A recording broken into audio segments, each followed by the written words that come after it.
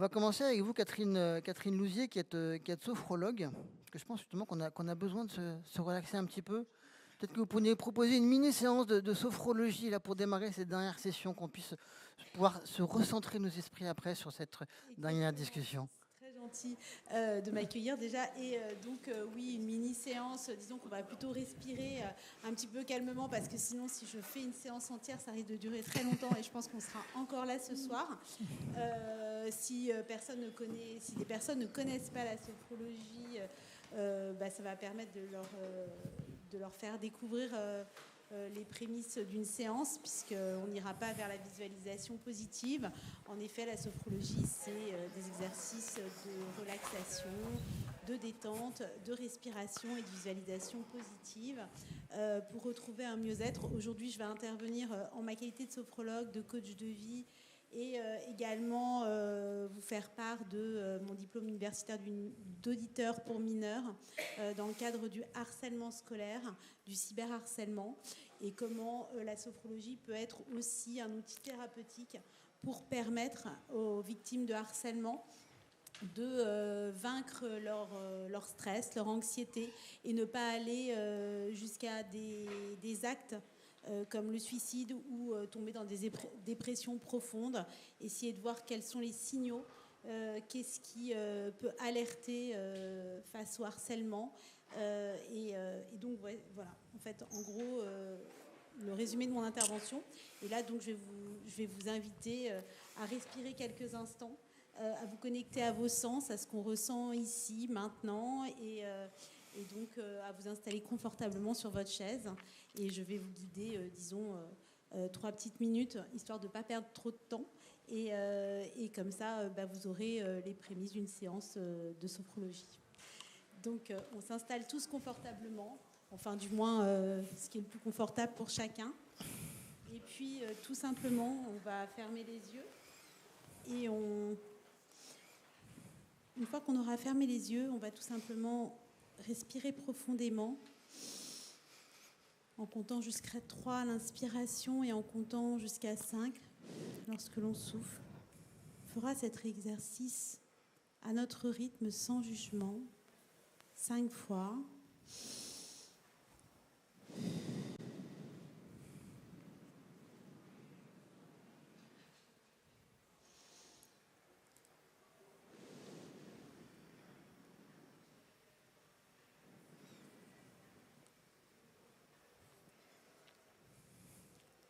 Puis lorsqu'on aura respiré profondément 5 fois, nous allons reprendre une respiration naturelle.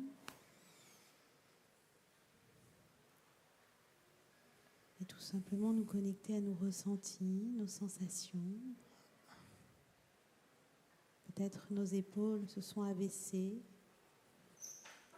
Peut-être se sont plus lourds ou plus légers. Derrière nos paupières closes, nous pouvons imaginer la pièce, les gens qui nous entourent, sans jugement. Nous écoutons les bruits, ils ne nous dérangent pas. Nous sentons les odeurs. Nous pouvons sentir nos pieds ancrés au sol. Tous les mouvements de notre respiration. À chaque respiration, nos côtes s'ouvrent et se referment. Notre ventre se gonfle et se dégonfle. On entend notre cœur battre calmement, librement.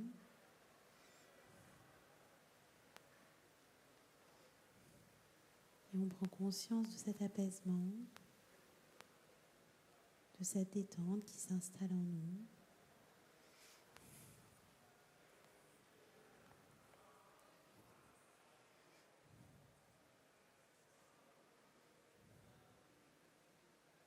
Maintenant, on va pouvoir ouvrir les yeux, peut-être s'étirer, et revenir ici et maintenant.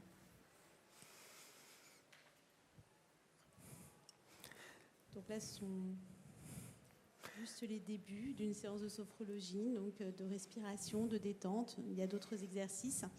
Mais aujourd'hui, le but de mon intervention, c'est justement de pouvoir vous informer sur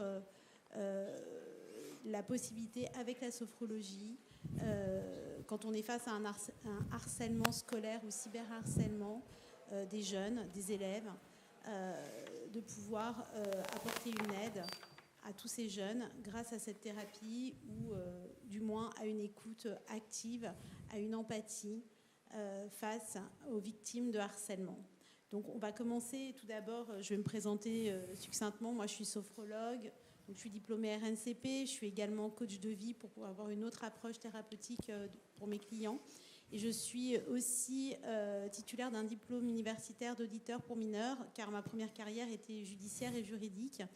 Et donc, ce diplôme mêle à la fois ma casquette thérapeutique et juridique et permet d'écouter, de laisser s'exprimer tous les mineurs lorsqu'ils sont face à une décision qui les concerne et de donner leur opinion sur cette décision.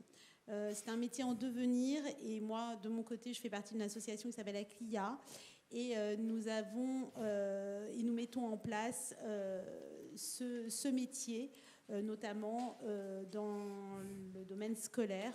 Et moi, je fais partie de l'auditeur à l'école. Donc aujourd'hui, si j'interviens, c'est pour vous parler du harcèlement scolaire et du cyberharcèlement principalement, et comment gérer le stress, la pression, l'anxiété de la victime de harcèlement. Tout d'abord, le harcèlement, c'est avant tout une violence faite à un mineur, là, enfin à un élève ou sur les réseaux sociaux.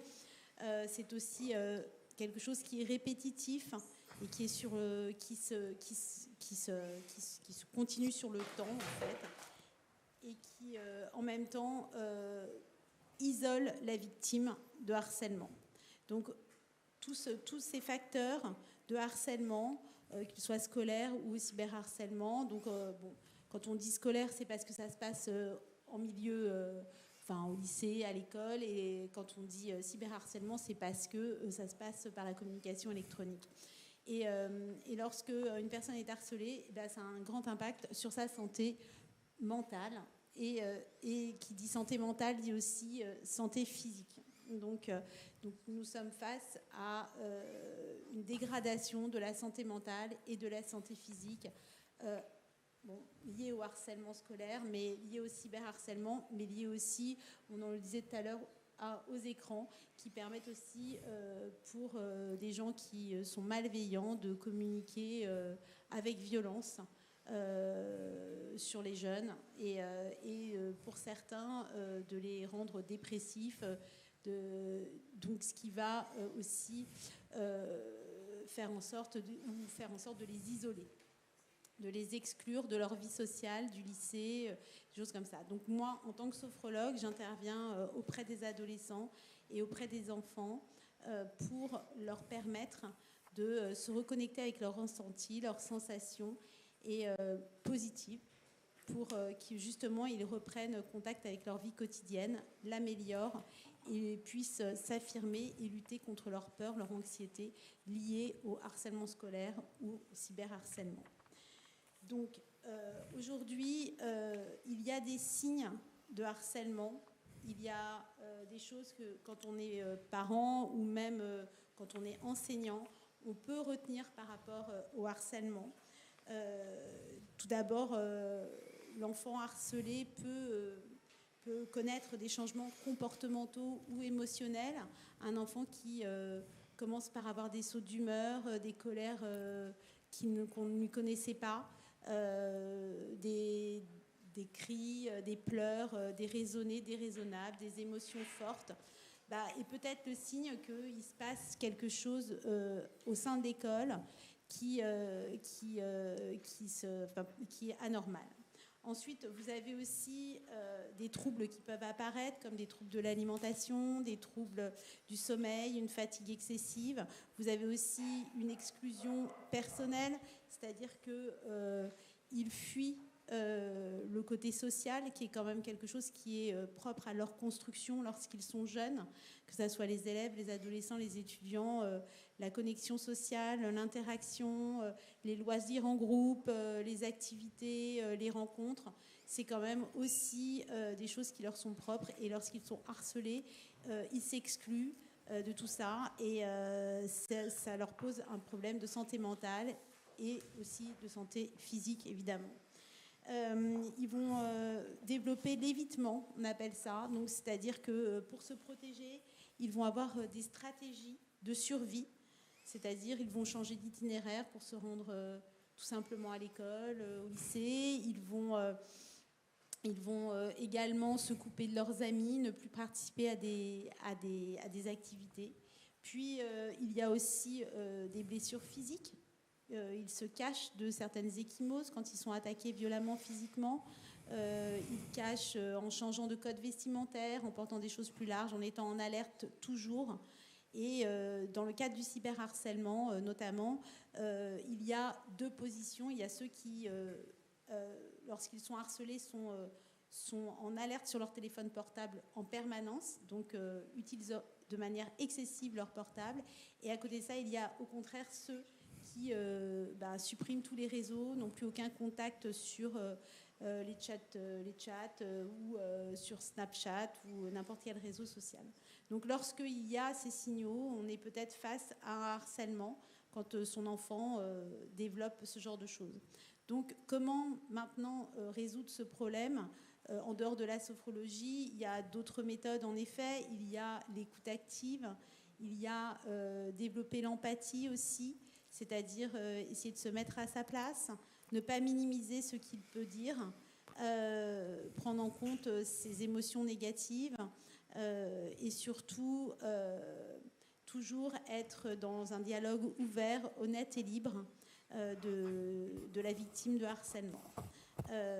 Aujourd'hui, je ne suis pas en milieu scolaire, donc voilà, mais peu de choses existent, à part le psychologue scolaire, et encore lorsqu'il est présent dans un établissement. Après, moi, ils viennent en cabinet justement parce que c'est aussi une alternative à, on va dire, une psychothérapie, et qu'ils acceptent souvent mieux d'avoir une thérapie brève avec un protocole, un objectif, que d'avoir recours à un psychologue. Ça leur fait moins peur, mais ils se livrent de la même manière. Et aujourd'hui, la sophrologie devient un outil sain, facile, qu'ils peuvent utiliser après pour retrouver confiance et estime d'eux-mêmes. Donc c'est aussi apprendre à... La sophrologie, c'est aussi apprendre à gérer sa vie avec confiance et estime. C'est aussi se valoriser, prendre conscience de ses capacités et de ses forces, et vivre positivement. Donc en gros, lorsqu'on est une victime de harcèlement, gérer son stress, ses émotions par la sophrologie ou par une autre méthode thérapeutique ou une approche psychologique, ça permet de se reconstruire, de se reconnaître, d'être entendu, et puis également de mener positivement le reste de sa vie en gardant cette blessure du harcèlement, mais pas comme une plaie ouverte qui vous handicape toute votre vie. Voilà.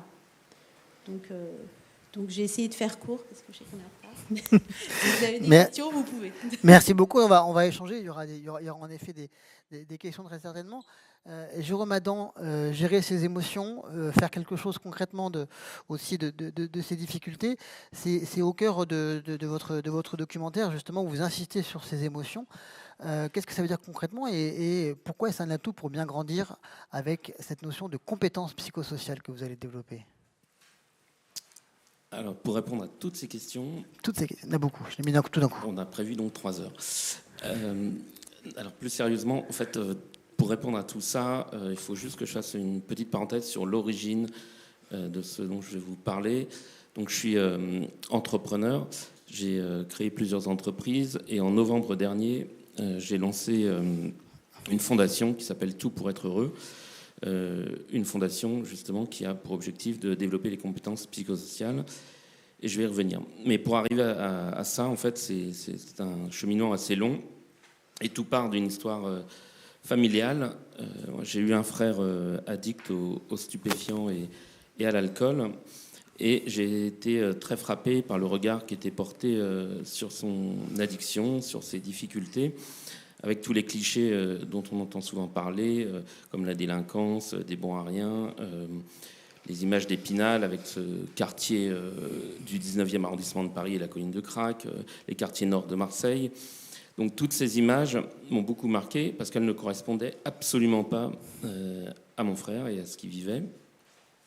Et pour ma part, j'ai perdu la vue suite à une tumeur au cerveau un peu avant mes 15 ans. Donc à peu près au même moment où mon frère a eu ses difficultés. Et il y a eu un parallèle qui a été fait en fait entre nos deux histoires, où on disait que lui avait choisi ce qui lui arrivait et que moi je l'avais subi.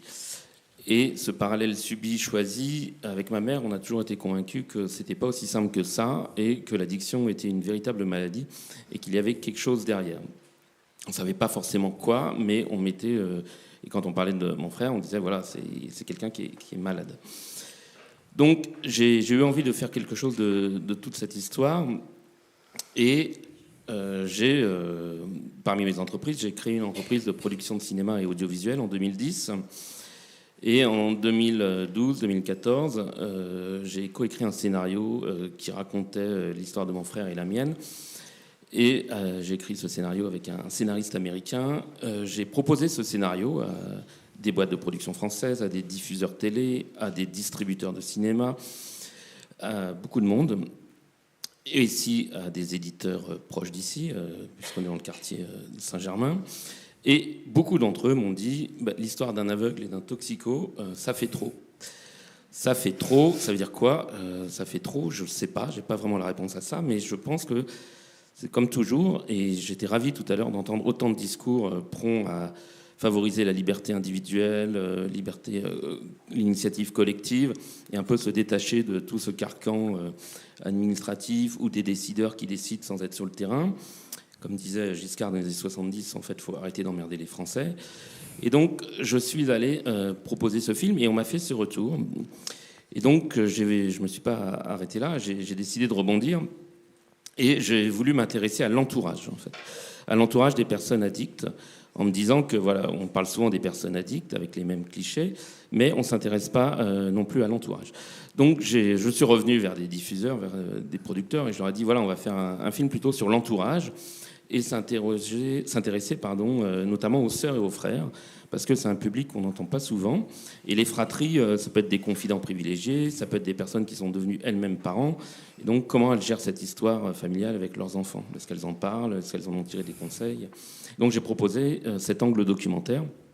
Et là, en 2016-2017, on m'a dit mais c'est un biais énorme de ne pas s'intéresser aux personnes addictes et de s'intéresser à l'entourage. Aujourd'hui, on parle beaucoup des aidants, mais je peux vous assurer qu'il y a 7-8 ans, ce n'était pas du tout le cas. Et donc, j'en ai eu marre. Et j'ai décidé de racheter les parts de mon associé, de mettre mes économies sur la table et de produire moi-même ce film, un long métrage. Et donc, depuis 3 ans maintenant, je sillonne la France avec ce film documentaire qui s'appelle « Tout pour être heureux », avec un point d'interrogation, qui donne la parole aux fratries des personnes addictes. Et c'est un film, en fait, sur les émotions. Parce que dans ce film, on parle du sentiment de culpabilité, du sentiment d'impuissance, d'amour, du déni. Et on n'est pas du tout dans des approches techniques et didactiques, orientées produits, orientées comportement, mais vraiment sur les émotions. Et c'est dommage que plusieurs des intervenants précédents ont parlé de Madame la sénatrice qui nous avait quittés, et c'est dommage qu'elle soit partie parce qu'elle-même a tenu à faire un aparté sur le cannabis tout à l'heure, et elle aurait été là, je lui aurais dit, vous savez, avec tous ces ciné-débats, depuis 3 ans, j'ai rencontré beaucoup d'acteurs de la famille, de la santé, de la justice, les élus, beaucoup de jeunes, et franchement, les discours un peu stéréotypés sur le cannabis, ça leur parle pas. Ce qui leur parle, franchement, c'est plutôt les émotions. Et pourquoi ça leur parle pas? Parce qu'en fait, l'accès à la connaissance, aujourd'hui avec Internet, les jeunes, ils l'ont largement, et j'ai envie de dire beaucoup plus que nous. Et nombre d'entre eux m'ont dit qu'en fait, quand ils avaient des actions de prévention dans leurs écoles, finalement, ils en savaient beaucoup plus que les intervenants qui venaient et qu'ils n'apprenaient pas grand-chose. Donc, avec ce film, nous, on a voulu jouer la carte de l'émotion et être sur les émotions, parce que les émotions, c'est ce qui fait réagir. Donc ça, c'est un point assez important. Mais surtout, ce qui m'a surpris et ce que j'ai appris personnellement durant ces projections, c'est deux choses principales. C'est que, je me suis confronté à beaucoup de familles, beaucoup de jeunes, et j'ai découvert en fait le mal-être des jeunes, la souffrance des jeunes, alors qu'à la base, on est sur un film où on donne la parole aux familles de personnes addictes. Et bien finalement, j'ai eu des jeunes qui connaissent la phobie scolaire, des jeunes qui connaissent le harcèlement, des jeunes qui connaissent les tentatives de suicide, un tas de situations qui traduisent leur mal-être, et ils se sont reconnus énormément dans le film. Et pourtant, je vous le dis encore une fois, c'est un film qui partait à la base sur la question des addictions. Et deuxième chose qui a été une révélation, c'est j'ai découvert en fait les compétences psychosociales et tous les programmes de prévention autour du développement des compétences psychosociales. Alors j'imagine bien volontiers que pour beaucoup d'entre vous, c'est un terme un peu barbare, ça l'était en tout cas pour moi, les compétences psychosociales. Les anglo-saxons appellent ça life skills, c'est peut-être un peu plus parlant. En fait, ce sont des compétences émotionnelles, sociales et cognitives, comme la confiance en soi, la liberté de jugement, donc c'est important de ne pas être soumis à l'influence du groupe, et puis la gestion de ses émotions, pour faire simple. Et en fait, j'ai découvert que ces programmes de prévention étaient très efficaces en termes de prévention des addictions. Mais surtout, ce qui m'a intéressé dans ces approches, c'est que ces programmes, ils permettaient, de décloisonner les difficultés des jeunes, parce qu'on parle de harcèlement, on parle de suicide, on parle de viol parfois, on parle de phobie scolaire. Et j'ai toujours en tête, dès qu'il y a un événement tragique, il y a un politique qui prend la parole et qui dit « on va faire une journée spéciale à l'école, on va demander aux enseignants de faire une journée thématique ». Et je me dis souvent, et je le dis parfois en conférence un peu en rigolant, je dis mais à force de demander aux profs une journée thématique dès qu'il y a un problème, bientôt il n'y aura plus assez de jours dans le calendrier. Et l'avantage des compétences psychosociales, c'est que ça rassemble toutes ces difficultés sans les cloisonner. Autrement dit, ça nous sort de cette approche en silo. Et ça permet de rassembler plutôt que de mettre en silo. Et ça, pour moi, ça a été très intéressant. C'est la première chose qui m'a plu derrière ces compétences psychosociales. Et la deuxième chose, c'est qu'en fait, quand on prend les compétences psychosociales, c'est permettre aux jeunes de faire face aux défis de la vie quotidienne et de prévenir les comportements à risque. Et ça, il n'y a pas besoin d'être en difficulté pour en avoir besoin. Ce sont des compétences qui sont utiles à tous et qui vont nous aider toute notre vie. Ça, faire face aux défis de la vie quotidienne, c'est quelque chose il n'y a pas besoin d'être en difficulté, on est tous concernés. Et ça aussi, ça m'a beaucoup intéressé parce que c'est arrêter de coller des étiquettes, arrêter d'enfermer les gens dans des cases. Et vous l'aurez compris, en étant aveugle, en ayant eu un frère addict, moi, dès qu'on peut décoller les étiquettes et sortir les gens des cases, ça m'intéresse beaucoup. Donc, je me suis intéressé aux compétences psychosociales et j'ai découvert des programmes probants, donc qui ont été éprouvés scientifiquement. Il en existe en France, il en existe dans les pays scandinaves, il en existe aux États-Unis, en Angleterre. Et j'ai eu envie, à mon niveau, d'essayer de contribuer au développement de ces programmes. Et donc, j'ai décidé de lancer une fondation alors, je ne suis pas millionnaire, donc j'ai décidé de créer une fondation sous égide. Donc, elle est sous égide de la fondation Roi Baudouin. Et on a créé cette fondation en novembre. Et on vient de sélectionner notre premier programme, qui est un programme qui s'appelle Plus fort ensemble, qui est à Marseille et qui inclut une école, donc les enseignants, les éducateurs de l'école, le milieu périscolaire, donc tous les éducateurs du quartier autour de l'école, et les familles. Et cette approche globale, systémique, comme on dit maintenant, pour reprendre un terme très à la mode, ça aussi c'est très important, parce que souvent, on veut résoudre un problème, on en traite le symptôme, mais finalement, on n'a pas une approche globale qui permet d'être efficace. Et ce programme Plus fort ensemble à Marseille, il a vraiment cette vertu d'intégrer les familles, les enfants et tout le milieu scolaire et périscolaire. Donc voilà, c'est le premier programme qu'on va soutenir, qui est développé dans plusieurs quartiers de Marseille. Et grâce à notre financement, on va pouvoir, dès la rentrée de septembre, financer un nouveau quartier. Voilà, je pourrais revenir très longuement et parler plus longuement de tout cela, mais je pense que Je ne sais pas si j'ai contribué à rattraper le temps qu'on avait en retard, mais Non, on est dans les temps. Il y aura un échange, il y aura certainement des questions aussi pour pouvoir réagir. Je vais revenir sur le harcèlement moral et physique, qui est une réalité souvent difficile à percevoir chez les enfants. Nathan Smadja, vous êtes fondateur de l'association Résiste. Comment informer, sensibiliser les plus jeunes, pour anticiper aussi éventuellement des problématiques? Bonjour à tous. Pour la petite histoire, j'ai été harcelé à l'âge de 11 ans, quand j'étais en classe de 6e. Ça a duré le temps d'1 an. Mais ça a été un an assez violent et assez rude. Et il y a quelques années, en 2023, j'ai décidé de fonder l'association Résiste. Et donc on accompagne les familles et on intervient dans les établissements pour faire de la prévention essentiellement, partout en France. Pour vos questions, j'ai fondé l'association et en même temps, il y a eu le décès de Nicolas.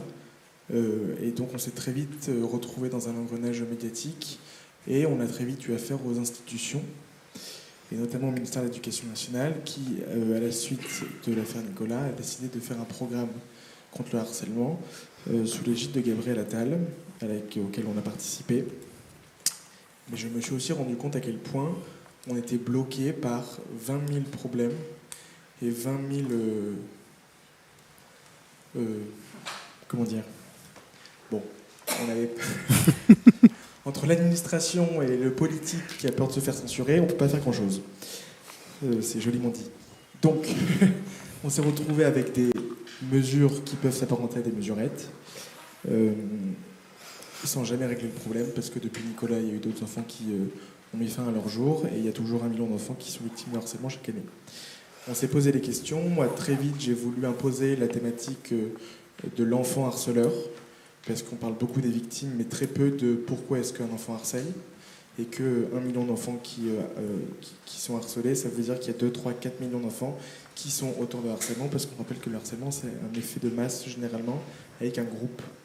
Et donc, on a essayé de pousser. On a atterri il y a quelques semaines avec une proposition de loi qui est portée par Naïma Mouchou, qui parle beaucoup qui prévoit un accompagnement psychologique typiquement pour tout enfant qui commet du harcèlement, parce qu'on pense que c'est évidemment un enfant qui va mal. Et on s'est aussi posé la question, on a participé à une commission d'enquête à l'Assemblée sur la médecine scolaire. Je crois que la table ronde en parlait tout à l'heure un peu.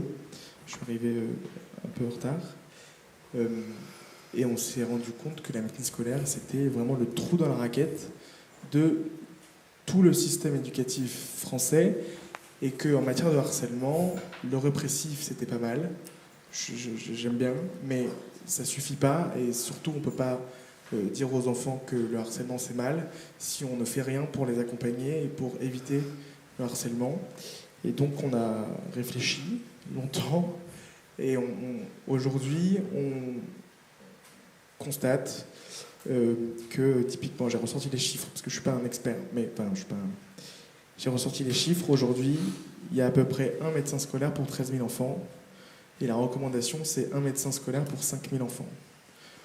Donc, on voit qu'il y a un petit gap, qui, en vrai, ça peut ne pas être alarmant, mais quand, à chaque fois qu'il y a un problème, on nous dit, et je le vois dans les établissements, quand on parle de où sont les psys, où sont les médecins, et qu'on nous dit, il n'est pas là. Et qu'il y a quand même des problèmes récurrents dans les établissements, on s'est posé la question de qu'est-ce qu'on pouvait faire. Et donc on propose aujourd'hui, peut-être qu'on y reviendra tout à l'heure, mais de rattacher la médecine scolaire et les psys scolaires, de le rattacher au ministère de la Santé, qui va nous permettre de créer un vrai parcours de soins pour l'enfant.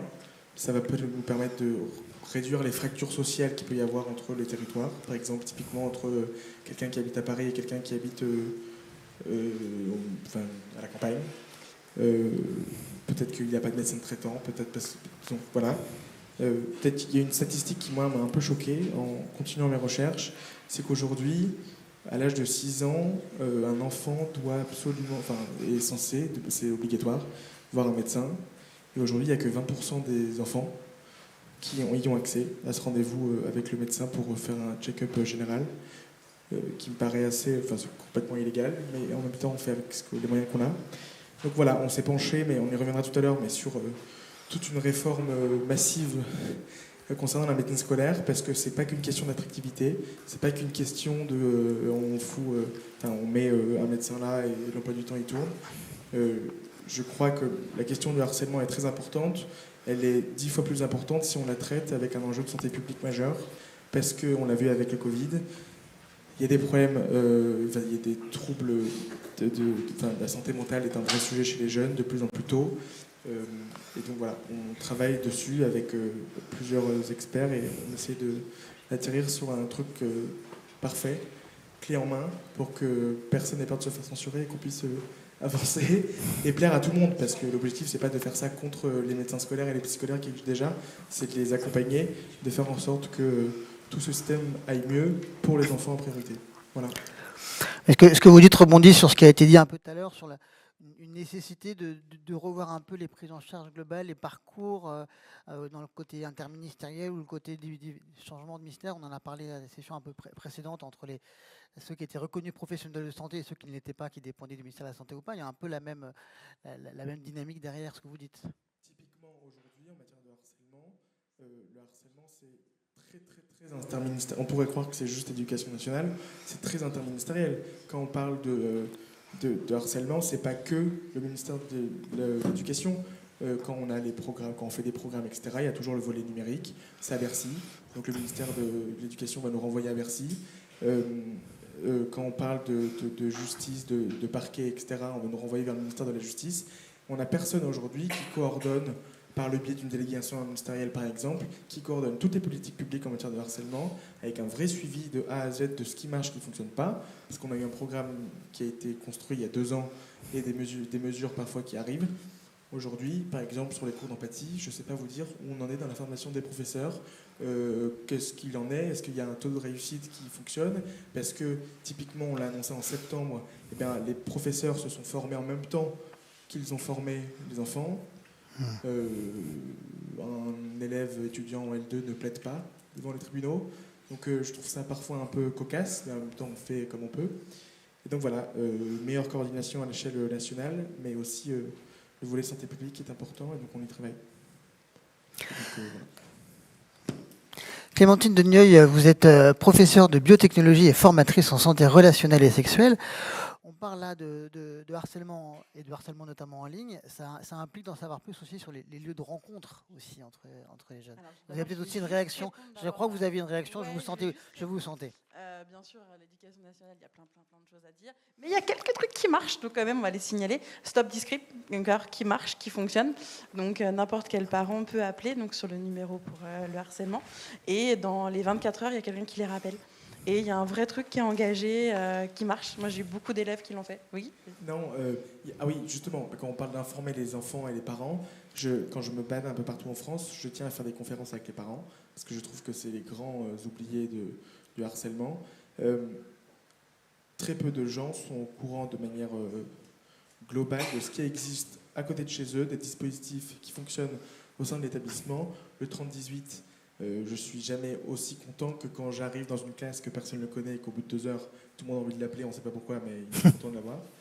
Donc on a un vrai problème de tout ce qui est mis en place, tout ce qui fonctionne pour de vrai, le travail avec les CMPP, etc. Il y a plein de choses qui fonctionnent, et ça il faut le dire, c'est important, merci. Mais il faut le faire savoir, et on a du mal encore à atterrir sur des solutions pour que tout le monde soit au courant, et qu'il y a des parents qui ne sont pas impliqués dans la vie de leurs enfants et qui en ont parfois rien à faire.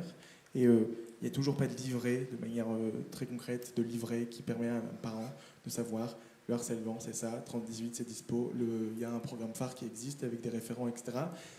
Même pour nous, parfois, c'est un peu compliqué à suivre, et pour les parents, ils sont perdus.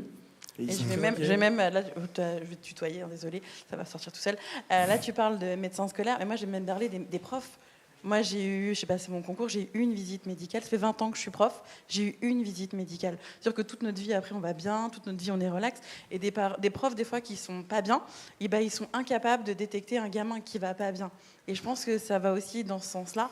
Et que la médecine scolaire aussi, pour l'éducation nationale, ça serait pas mal qu'on puisse avoir accès à des profs. Parce qu'on a un centre MGN dans Paris, encore Paris, hein, mais les autres, il n'y a pas, où on peut avoir des rendez-vous de temps en temps, mais s'il faut le faire. Donc c'est aussi ça, des profs, je pense, qui vont bien, c'est aussi des gamins qui vont bien.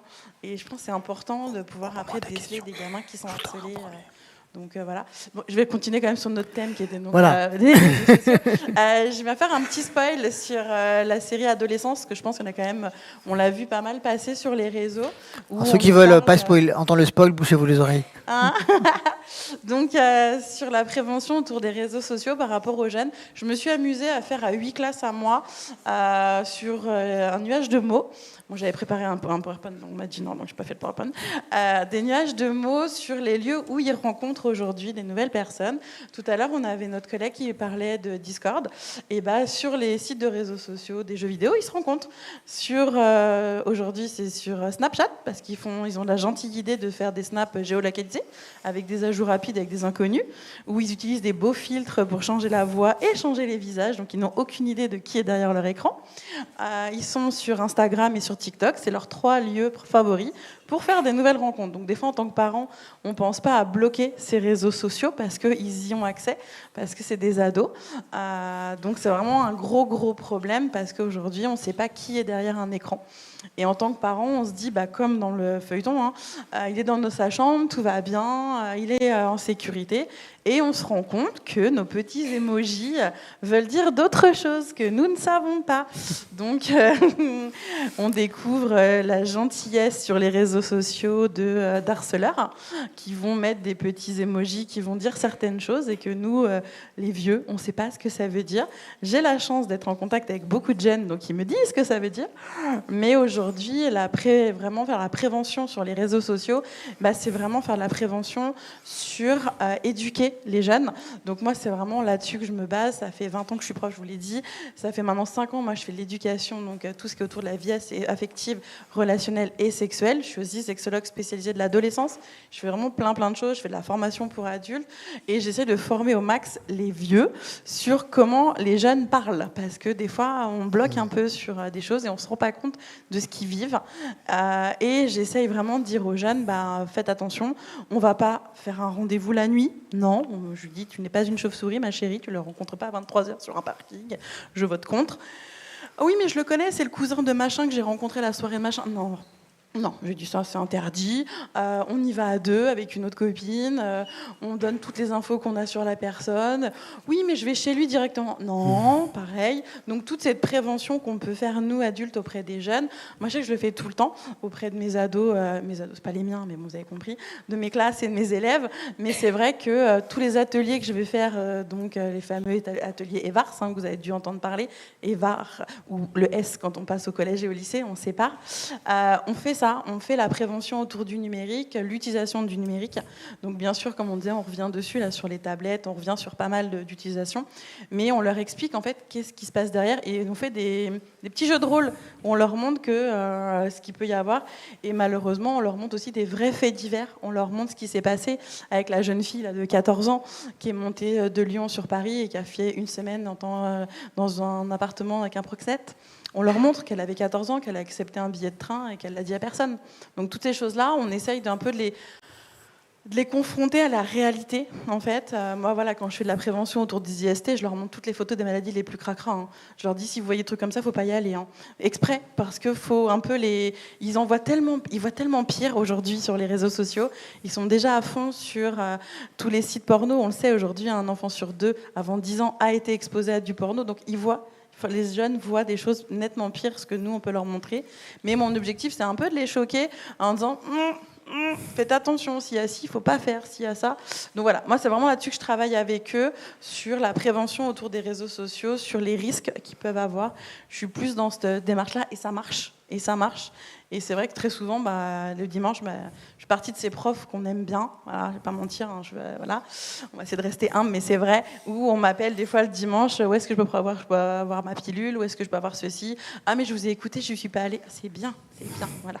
En gros, je suis contente. Donc voilà, je ne vais pas être plus longtemps, mais si après vous avez des questions, je reste là après si vous voulez qu'on discute sur certaines choses, il n'y a aucun souci. Ça montre aussi l'importance que les messages de prévention, les formations doivent évoluer aussi au fur et à mesure des nouvelles générations de jeunes, des nouveaux outils, des nouvelles fonctionnalités d'Internet. Tout à fait. Et moi, je fais beaucoup d'ateliers du CRIPS.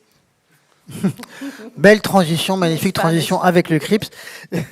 Jean-Baptiste Lusignan, vous êtes responsable prévention santé au CRIPS, le Centre régional d'information et de prévention à la santé. C'est ça? Originellement du sida et pour la santé des jeunes. Déjà, peut-être que vous voulez réagir, et puis un peu même question que tout à l'heure avec Jérôme Adam, comment vous sensibilisez, comment vous informez sur tous ces sujets de harcèlement et de vie intime plus généralement? Oui, alors déjà réagir, merci à toutes les interventions d'avant. Je me suis un peu posé la question ce que j'allais dire, parce que globalement je suis d'accord avec tout ce qui a été dit et beaucoup de choses intéressantes ont été dites sur les compétences psychosociales, sur l'éducation, sur l'accès à l'information et des parents aussi, etc. Nous, comment on fait et d'où je parle, le CRIPS, effectivement, on est une association issue de la lutte contre le sida qui a été créée il y a plus de 35 ans. Et pourquoi on est encore là aujourd'hui? Parce que globalement, le sida, c'est un problème de santé publique réglé en France, ou en passe d'être réglé. Ça reste un problème de santé publique, il faut en rester conscient, mais il est en passe d'être réglé, pas dans le monde, en France. Mais pourquoi on fait encore... pourquoi on existe encore et pourquoi on a rajouté et santé des jeunes au CRIPS? Parce que justement, et je crois que c'est vous qui en parliez tout à l'heure, cette entrée par un problème spécifique nous a appris collectivement, moi j'étais pas là il y a 35 ans à la création de l'association, mais nous a appris que la santé c'est pas un problème séparé et qu'à force de parler prévention des IST, mettez des capotes, allez vous faire dépister, etc., on commence à parler de la vie de couple, on commence à parler de ce que c'est que tomber amoureux, avoir un rapport sexuel, pourquoi on a un rapport sexuel, comment on a un rapport sexuel, et donc qu'est-ce que c'est que la contraception, et donc qu'est-ce que c'est qu'avoir un enfant, et quand est-ce qu'on est prêt pour avoir un enfant, et puis après on va creuser du côté des émotions, etc., comment je sais que je suis amoureux, etc. Voilà, ce que je dis souvent, c'est qu'un enfant d'aujourd'hui, 2025, c'est comme un enfant de quand moi j'étais jeune dans les années 80, ou c'est comme un enfant, je pense, de mes grands-parents ou mes arrière-grands-parents dans les années 40, dans les années 20, etc. Un enfant, ou un adolescent en tout cas, parce que nous on rencontre des adolescents pour la plupart, ils ont toujours les mêmes questions.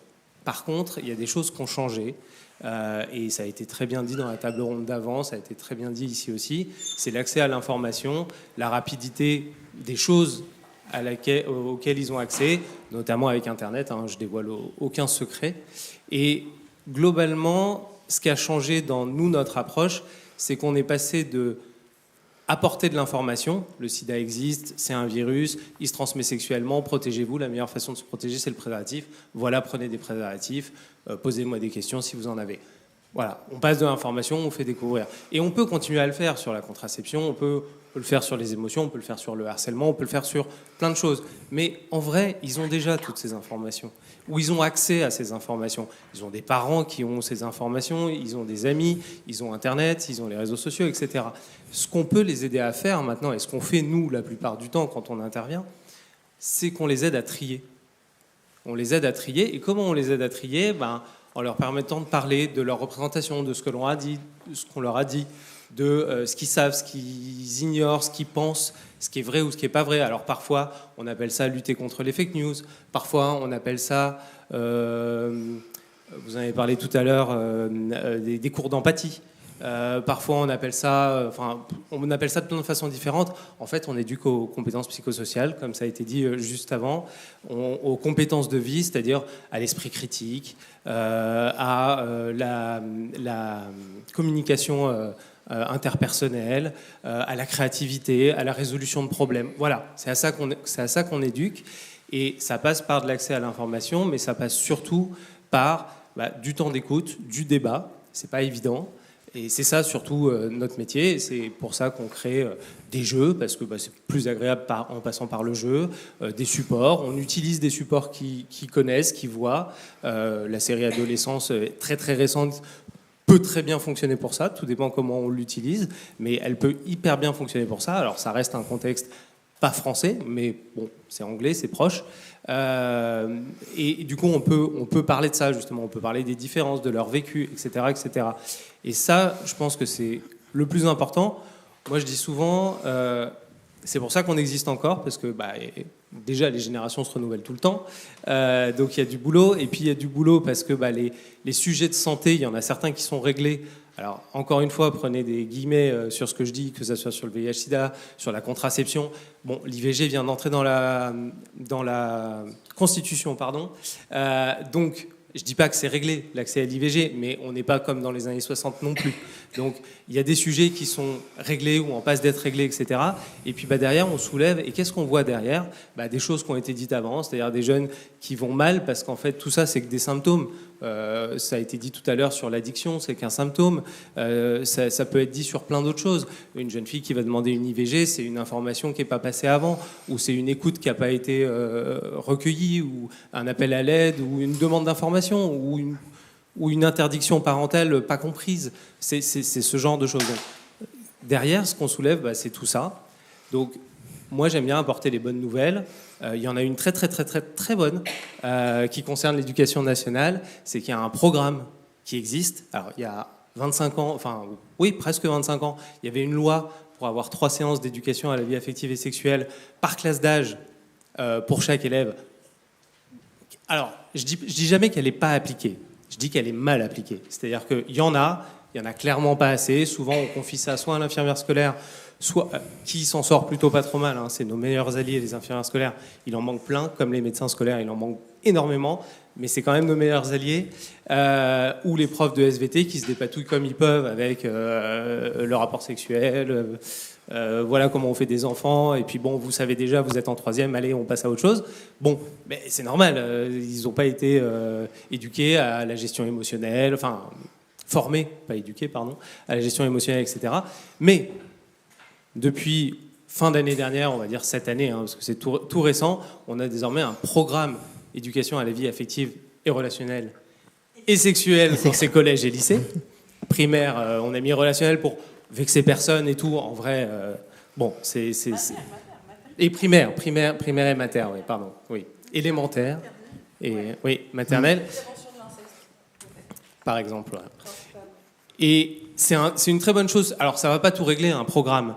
Mais moi, je fais souvent l'analogie avec, par exemple, l'éducation physique et sportive. Tout à l'heure, on parlait prévention de l'obésité, prévention de la sédentarité et des risques associés. L'éducation physique et sportive, ça n'a pas démarré à l'école comme une matière comme le français ou les maths.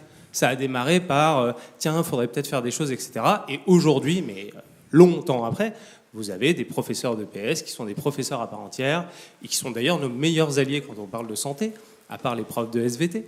De techno. Moi, j'enseigne la biotechnologie. En fait, on fait la PSE. La PSE, c'est la prévention santé-environnement, qui est dans toutes les classes de bac pro et de CAP. Et ils ont tous 1 heure avec nous. Et dans ces heures-là, nous, dans notre programme, comparé aux profs de bio, nous, on a prévention IST et prévention grossesse. Donc, nous, c'est déjà dans nos programmes. Donc, en fait, on a déjà des modules de formation qui sont destinés que aux élèves de professionnels, parce qu'on part du principe qu'en lycée professionnel, ils ont moins d'accès. C'est pas moi qui le dis. Ils ont moins d'accès à certaines données basiques, donc ils ont accès à ces cours-là. Donc en fait, en lycée pro, c'est un peu différent du général. Donc nous, les professeurs de biotechno, donc je suis professeur de biotechnologie, santé, environnement, vraiment, je leur dis, c'est vraiment important pour moi, mais forcément, je le défends, parce qu'on l'a dans notre programme et on le fait, et on a la chance, nous, de faire les séances beaucoup en lycée pro, parce qu'on a ces biais-là de le faire, tu vois. Ouais, donc, tout à fait. Je l'insiste vraiment. Merci. J'allais parler effectivement des profs de PSE et j'allais parler d'une 3e catégorie de profs qu'on oublie souvent et qui sont souvent mis de côté. Et pourtant, il ne faut pas les oublier. C'est les profs d'art plastique. Pareil, ils ont vécu la même chose. Je crois que c'est Serge Ticheron tout à l'heure qui disait pourquoi on n'a pas parlé agriculture, etc. Et pareil. L'apprentissage des arts plastiques, du dessin, on pourrait mettre la musique dans tout ça, etc. C'est pas évident. La musique, c'est un peu à part, c'est un peu noble, machin, mais à l'école, c'est pas évident. Oh, tu vas crayonner, machin. La techno, parfois, c'est vu un peu comme ça, alors que c'est des apprentissages qui sont aujourd'hui académiques, validés académiquement, qui viennent pas de nulle part, et qui sont partie intégrante. Et on comprend bien qu'il y a des élèves qui se révèlent par le français ou les maths. Il y en a d'autres qui se révèlent par les apprentissages, effectivement, en art ou en culture. Et il y en a d'autres qui peuvent se révéler aussi en apprentissage par la santé, etc. Donc, il n'y a plus trop de doutes là-dessus. C'est pour ça que j'insiste sur ce programme qui est juste un point de marquage. Il va encore falloir, est-ce qu'il va falloir 5 ans, 10 ans, 15 ans, j'en sais rien, je ne lis pas dans l'avenir, pour que tout se mette en place et qu'on voit les effets. Mais en tout cas, c'est intéressant, je pense, de se dire, OK, les pouvoirs publics, en fait, peut-être que ça a pris 20 ou 25 ans, mais il y a 25 ans, il y a des personnes qui se sont dit, on va passer une loi et ça va marquer quelque chose. Plus de 20 ans plus tard, ça devient un programme. En vrai, c'est dans les tuyaux depuis 10 ans, hein, le programme, mais voilà, il a fallu le temps. Donc, pensez pas en plus que c'est des gens qui ont pondu ça comme ça. Ça a été réfléchi. Il faut que je t'interrompe, je suis désolée. Vas-y. En fait, je suis personne ressource à l'Académie de Créteil sur les VARS. Donc, moi, je travaille avec les inspectrices qui ont créé une partie des VARS. Elles sont 3 à avoir participé dedans. Aujourd'hui, dans le programme, il y a tous les profs qui sont donc transversales. Je leur dis, donc, tout le monde, en fait, on nous explique qui peut faire quoi, comment. C'est hyper cadré. Moi, je travaille aussi sur la mise en place de ces ateliers pour pouvoir aider les futurs profs à le faire, les profs volontaires, formés. Donc, c'est assez précis. Donc, c'est pour ça que je veux dire là que tu parles de toutes les matières. Yes, le prof de français qui va nous faire un cours sur Simone Veil. Oh, j'adore. Forcément, mon chat s'appelle Simone. Mais c'est vrai, je veux dire que là, aujourd'hui, les VARS, il est hyper intéressant. Sur le spleen de Baudelaire, par exemple, pour apprendre les émotions. C'est ça. Et donc, on a tous les profs aujourd'hui qui sont ceux qui ont envie. Et on n'est pas juste, nous, les biotechnos ou les SVT. Et c'est hyper intéressant. Là, j'ai ma collègue, moi, en art, elle a fait des tableaux sur les vulves. C'est exceptionnel. On a adoré. Mais voilà, aujourd'hui, vraiment, tout le monde peut en faire et s'accaparer ça. Et que ça ne soit pas étiqueté forcément VARS dans les emplois du temps pour que ça soit un peu mis en avant et tout. Donc voilà, c'est pour ça. Ouais, et globalement, et je vais m'arrêter là-dessus, mais c'est l'idée, c'est de se dire qu'il y a une communauté d'éducateurs, et c'est un peu là-dessus que je voulais insister, mais ça a été très bien dit, c'est que l'endroit, on va dire, alors je ne sais pas s'il faut utiliser le mot socialement commun à tout le monde, ou s'il faut utiliser républicain, parce que c'est un peu connoté politiquement, et ce n'est pas mon idée, mais le lieu idéal pour ça, c'est l'école. Enfin, moi, j'en suis convaincu. C'est-à-dire qu'on a parlé des parents en difficulté, on a parlé de l'accès pour tout le monde, on a parlé de générations, la mienne ou un peu plus âgées, qui sont un peu à la rue sur ce que vivent leurs enfants. Eh ben, l'endroit pour résoudre tout ça, c'est l'école. Ce qu'il faut soutenir, c'est effectivement cet apprentissage. Aujourd'hui, on a les VARS. J'espère que demain, ça sera des apprentissages plus larges autour de la santé qui seront à l'école. Ça sera un programme plus large, centré sur les compétences psychosociales ou compétences de vie, parce que c'est la base de tout, globalement. Et voilà, globalement, c'était un peu ça ma conclusion, c'est de dire que vraiment, si vous vous posez la question de à quel endroit on peut le faire, c'est à l'école, et partout ailleurs, évidemment, mais si c'est pas à l'école, ça sera forcément bancal ailleurs. Merci beaucoup. Vous avez parlé du fait que finalement les questions, les problématiques étaient les mêmes que les générations précédentes. Question aux autres, est-ce que vous le constatez aussi? Et puis est-ce que finalement elles sont revisitées à l'aune des fonctionnements d'aujourd'hui, d'Internet qu'il n'y avait pas dans les générations précédentes, mais vous constatez aussi que c'est les mêmes problématiques finalement revisitées?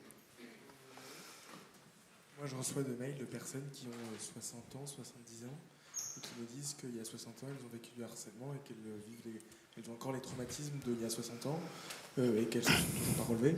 Donc le harcèlement, c'est pas apparu il y a 10 jours d'un coup d'un seul. Non, c'est vraiment une thématique et un schéma de reproduction qui existe depuis des années.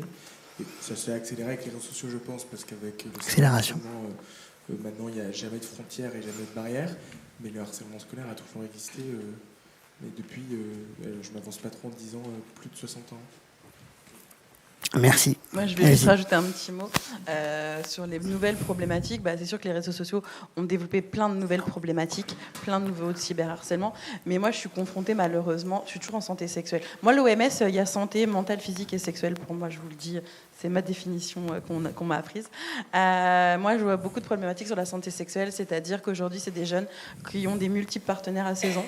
C'est des jeunes qui ne sont pas en couple, mais qui se disent bonjour, qui disent bonne nuit, qui vont au resto, qui couchent ensemble, qui se rencontrent avec des amis, mais ils ne sont pas en couple, parce qu'il ne faut pas dire qu'on est en couple. Donc, on a cette problématique, moi, je vois sur une évolution d'actes sexuels qui sont d'origine plutôt vers, on va dire, 40 ans, hein, on ne va pas mentir, une sexualité un peu plus open après. Et ils ont 16 ans, ils ont déjà des choses que je trouve, voilà. Et moi, c'est ces problématiques-là qui me posent problème sur la banalisation du porno, sur la banalisation des actes sexuels. Et c'est des choses que, ça fait, il y a 20 ans, quand j'ai commencé à être prof, ils se tenaient la main, ils étaient en couple, tout était mignon et tout. Et là, tu parles de l'éducation à l'amour et toutes ces choses-là. Moi, ça, je les vois, ça se perd. Et c'est triste, en fait. Moi, je trouve ça hyper triste aujourd'hui sur ces nouvelles problématiques qui aussi sont liées aux réseaux sociaux, liées à Internet et sur ces représentations. Voilà. Oui, Docteur Bergeret voulait intervenir tout à l'heure. Oui, enfin, je voulais rebondir sur ce que dit Clémentine, parce qu'effectivement, moi, c'est ce que je vis avec certains patients qui ont besoin, des jeunes, qui ont besoin d'un conseil, d'être rassurés. Et de temps en temps, on les interroge sur leur sexualité, parce que ça fait partie. Et vraiment, ils nous racontent des choses épouvantables. Et je me dis qu'il n'y a plus d'amour, quoi. C'est de la mécanique. Vous parliez tout à l'heure, Clémentine, vous disiez, bah oui, sur les réseaux sociaux, ils tchatchent avec des gens, mais ils ne savent pas qui est derrière. C'est comme ça, d'ailleurs, que les pédophiles attirent des jeunes femmes et des jeunes garçons qui se font violer de temps en temps, parce qu'ils se retrouvent dans des rendez-vous abracadabrants.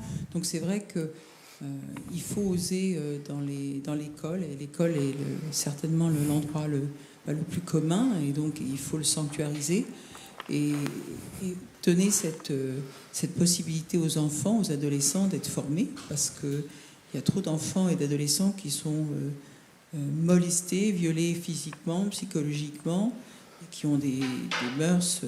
Oui, j'ai eu une jeune femme de 18 ans, mais je crois qu'elle avait tout fait, quoi. Effectivement, c'était sidérant, absolument sidérant.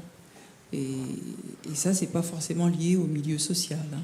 C'est vraiment une affreux. Quelqu'un veut réagir? Oui. Oui, j'ai réfléchi à ce que vous avez dit. Je pense qu'aujourd'hui, ce qui nous manque beaucoup, et ce qu'on a beaucoup trop perdu, et ça vient de quelqu'un de 20 ans, c'est le cadre, qu'autorité ne veut pas dire autoritaire, que tous les enfants ont besoin de structure, ils ont besoin de quelque part où ils savent d'encadrement. Et aujourd'hui, l'encadrement, c'est un gros mot pour tout le monde. On a l'impression d'être atteint dans notre plus grande dignité. Exactement. Moi, j'ai fait 1 an dans le public et ça s'est mal passé. Je suis allé dans le privé hors contrat.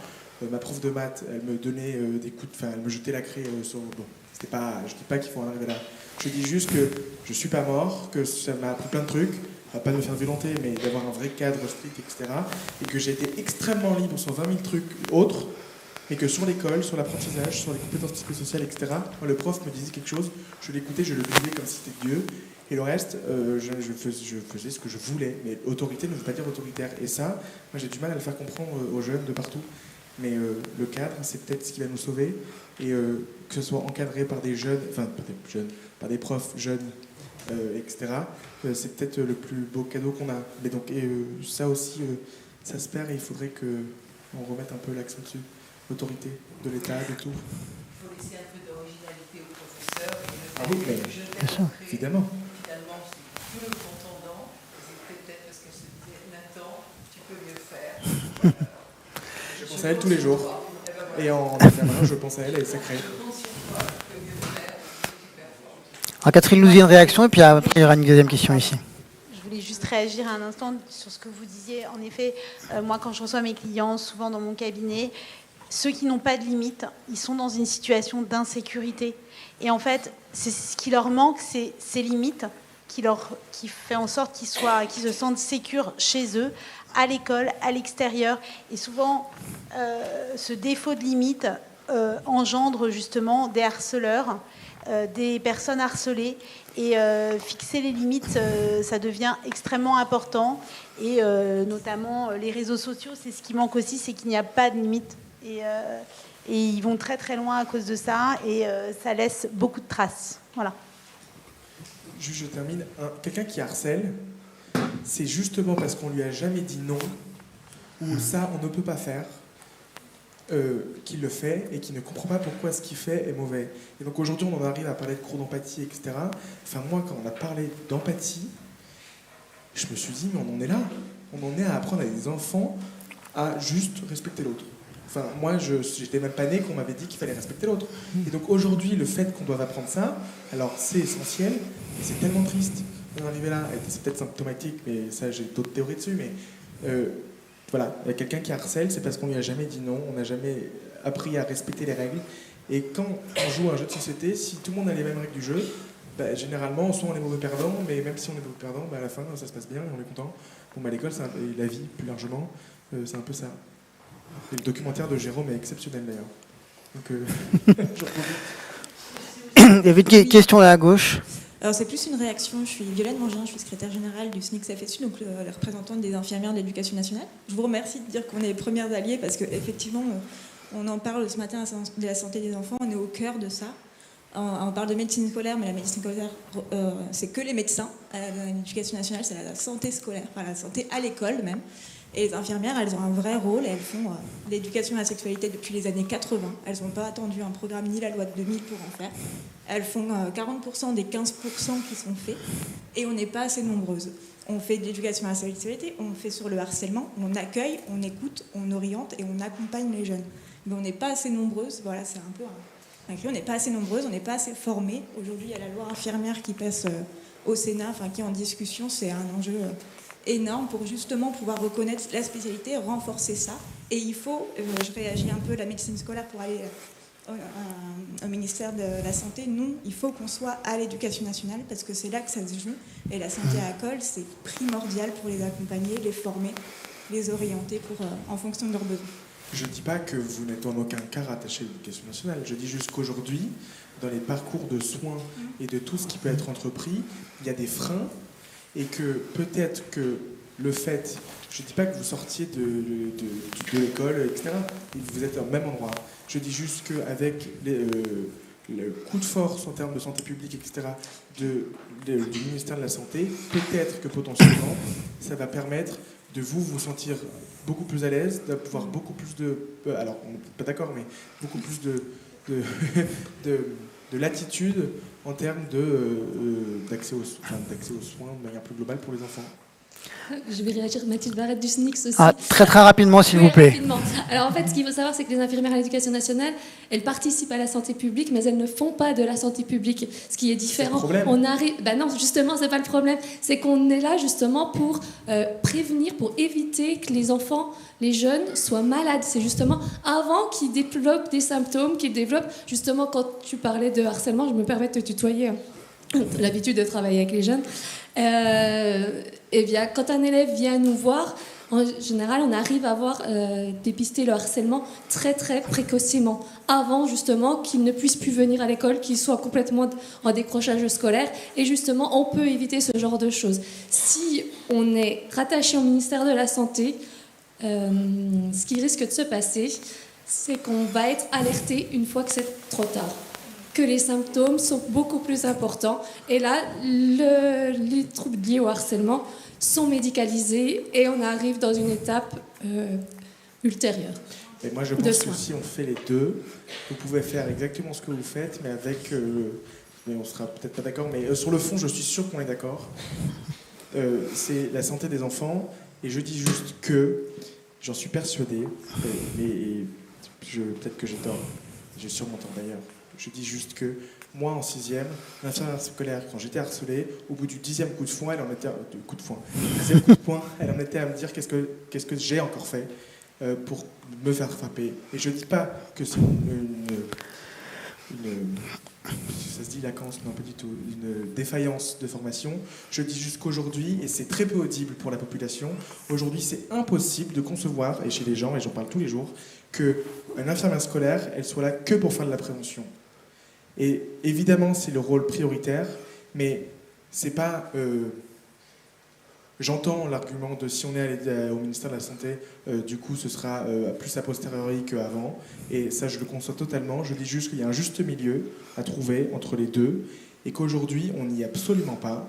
Et que pendant la mission d'information à l'Assemblée nationale, on nous a dit « Ouais, c'est un peu brusque, c'est un peu truc ». Aujourd'hui, on n'a toujours pas trouvé la solution pour faire en sorte de prévenir le harcèlement par les infirmiers scolaires, mais aussi de trouver des solutions en état de santé publique. On a parlé des problèmes de territoire et de disparités en fonction de là où on est. Ben, je suis désolé, pour moi, ça ne paraît pas insensé qu'un infirmier puisse prescrire des soins, ou même un médecin en lien.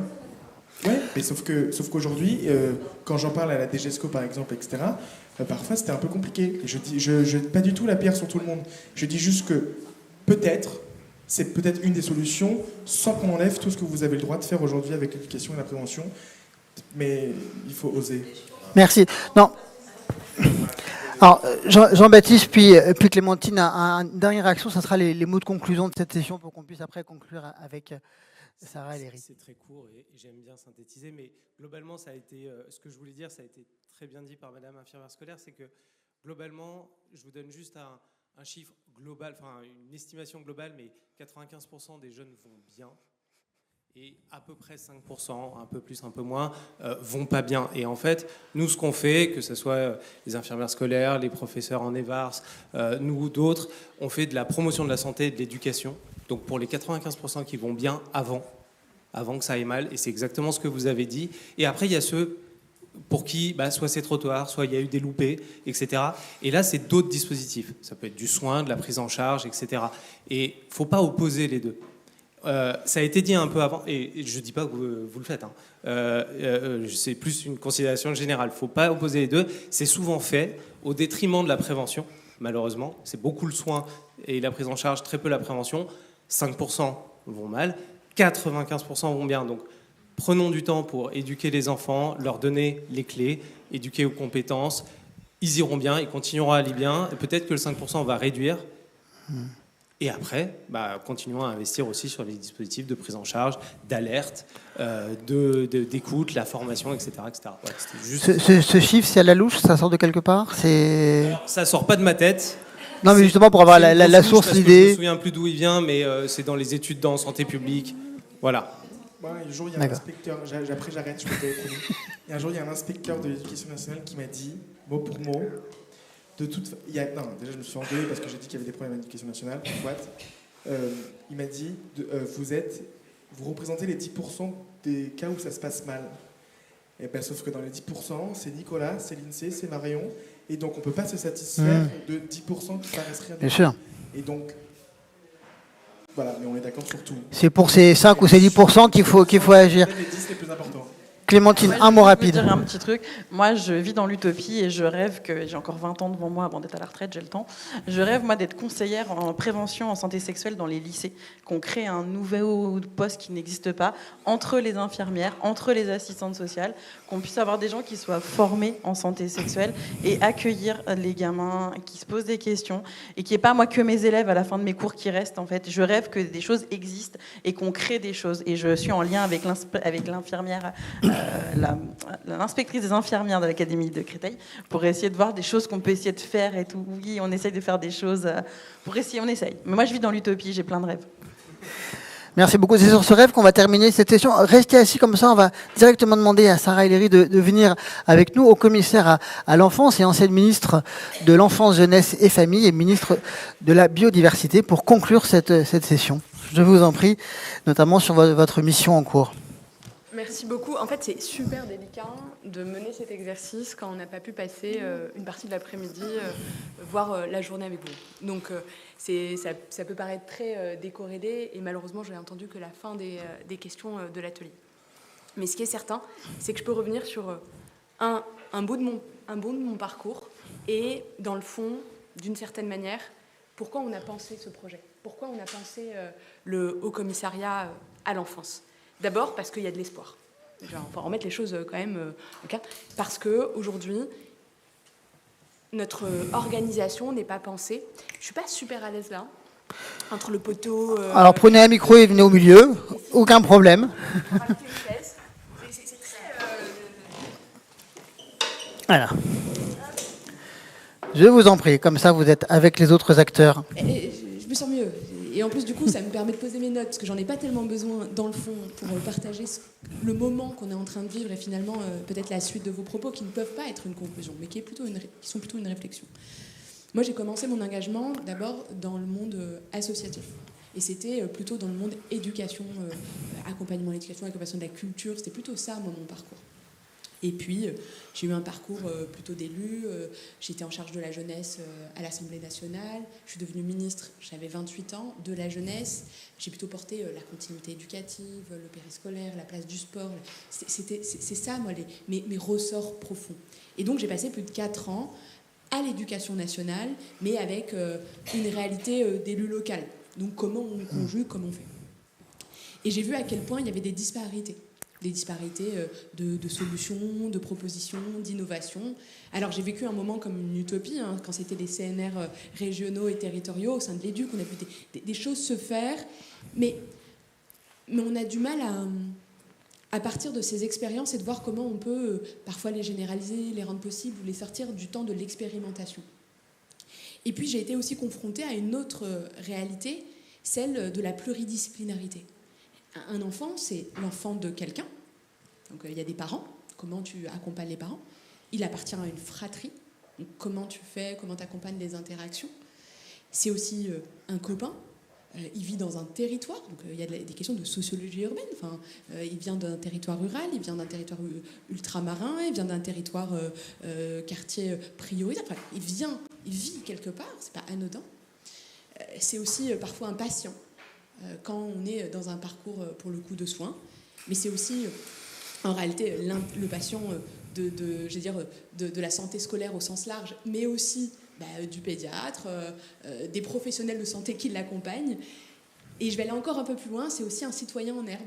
Et donc, comment on accueille sa parole quand vous êtes dans un exécutif, quand vous êtes membre du gouvernement, enfin pour le coup j'ai eu les plus belles, en tout cas à mes yeux, et les plus grandes responsabilités. J'étais ministre de la jeunesse, j'ai été ministre de l'enfance et des familles. Et vous vous rendez compte qu'il y a quand même quelque chose qui vous ramène en silo. C'est-à-dire que vous êtes très vite rattaché à intervenir dans le champ de votre administration, donc de votre action. Éducation nationale, monde associatif, mais enfin quand c'est ça, du coup tu fais hyper attention parce que tu peux pas, tu vois, la protection judiciaire de la jeunesse c'est un peu plus loin, ça dépend de la justice. Le ministère de la Santé était encore très très loin de Grenelle, et donc tu te dis mais comment tu crées cette coordination, cette pluridisciplinarité, et comment, d'une certaine manière, on construit cette politique publique de l'enfance, mais avec juste l'enfant au milieu. Et comment on arrive à faire ça? L'école, pour le coup, c'est presque le lieu le plus fort pour créer ces interactions. Mais on ne peut pas tout faire porter sur l'école. C'est une réalité. Et pour réussir à ne pas tout faire porter sur l'école, il y a besoin que chacun prenne sa part, sa place, et d'une certaine manière, ses actions. Et c'est là où le Haut Commissariat à l'enfance est né. Dans cette philosophie de pluridisciplinarité, de coordination et de réalité de compétences. Je vais vous donner un exemple très simple. Petite enfance, aujourd'hui, c'est le bloc communal. Et on sait que les apprentissages, que le 0-3 ans, l'acquisition et le développement des compétences, elles sont essentielles. Mais c'est aussi du soutien à la parentalité. C'est comment on accompagne les parents dans ces premiers jours, avec évidemment le programme 1000 premiers jours, mais pas que. Mais c'est pas l'école, c'est avant. On arrive à l'école, on se dit, bon d'accord, on a nos programmes, là c'est pour le coup plus rodé, jusqu'aux 16 ans, on voit, on a un parcours. On a la question de la santé scolaire. Et donc comment finalement, moi à mes yeux, pour le coup, les infirmières, je ne jette pas la pierre aux médecins scolaires, mais à mes yeux, les infirmières scolaires sont presque un des maillons les plus essentiels du dispositif. Pour plein de raisons, même s'il y a la question de la sectorisation, enfin c'est pas simple, mais bon, j'ai un prisme, parce que ma belle-sœur est infirmière scolaire, donc il y a un prisme familial qui fait que tu vois à quel point il y a des leviers, à quel point il y a de la confiance qui s'établit, il y a une proximité qui n'est pas, qui est vraiment, qui a une valeur qui est particulière. Et puis arrivent de nouveaux défis. Le numérique, les réseaux sociaux, des questions de prévention, et c'est le thème de vos travaux. On a une obésité qui explose, on a des questions de santé publique sur la vue qui sont des conséquences des écrans, on a une santé mentale qui se dégrade.